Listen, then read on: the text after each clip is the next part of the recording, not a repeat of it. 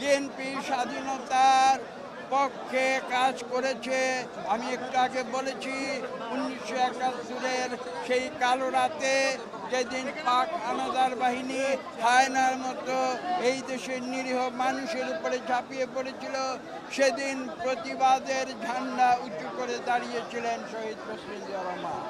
এবং আমরা সেই আদর্শে বিশ্বাসী, বহুদলীয় গণতন্ত্রে বিশ্বাসী, পার্লামেন্টারি গণতন্ত্রে বিশ্বাসী, এবং আমরা সেই বিশ্বাসী হয়ে আমরা সামনের দিকে এগিয়ে যাব। বিএনপি একদলীয় বাকশাল শাসন, যেটা বাংলাদেশের উপরে জগদ্দল পাথরের মতো অমনি চাপিয়ে দিয়েছিল, সেই ধারণায় বিএনপি বিশ্বাস করে না।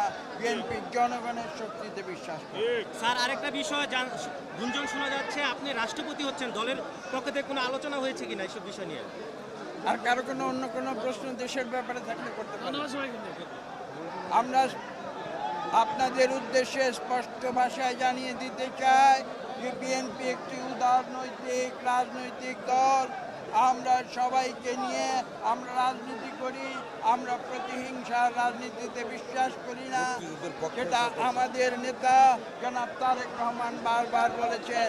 তিনি আরো বলেছেন যে আমরা আইনের শাসনে বিশ্বাসী। বাংলাদেশের গণতন্ত্র আমরা বারবার ফিরিয়ে এনেছি।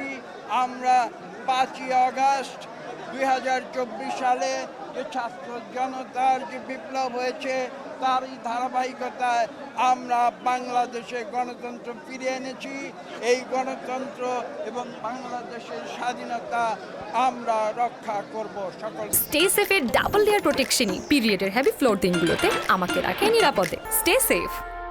এবং বিজয়ীর বেশি দেশে ফিরে এসেছিলেন এবং যাকে বাংলাদেশের মানুষ ভালোবেসে তাকে স্বাধীনতা যুদ্ধের সর্বোচ্চ খেতাব বীর উত্তম উপাধি দিয়েছিল, সেই জিয়া রহমানের মাজার এখানে আমরা দোয়া করতে এসেছি।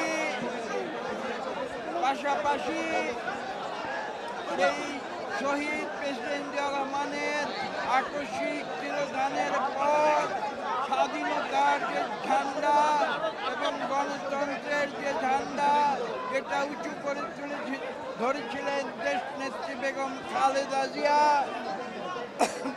আমরা তার সমাধিস্থলে এসেছি। তাদের আত্মার মাগফিরাত কামনা করে এখানে দোয়া করছি।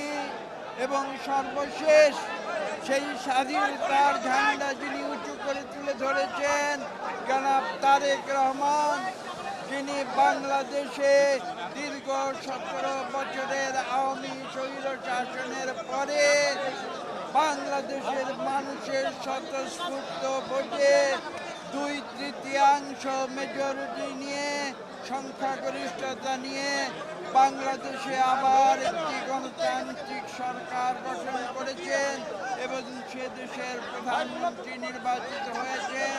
তার নেতৃত্বে আমরা এই দেশে গণতন্ত্র ফিরিয়ে আনার সংগ্রামে যোগ দিয়েছি।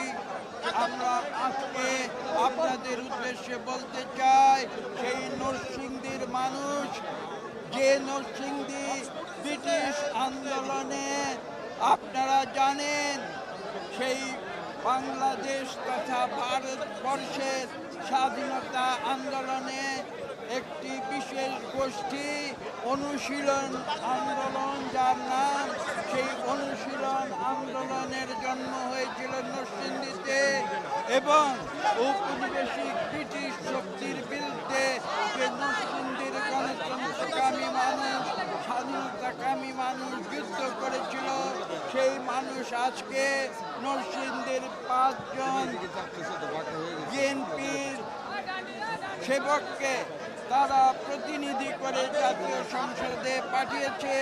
আমরা তাই আজকে এখানে এসেছি।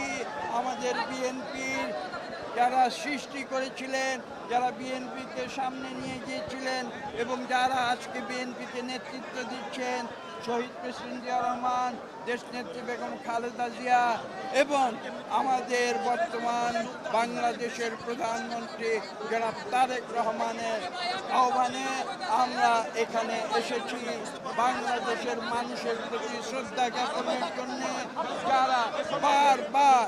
একবার নয়, যারা 5 বার সুষ্ঠু নিরপেক্ষ নির্বাচনে বিএনপিকে বাংলাদেশ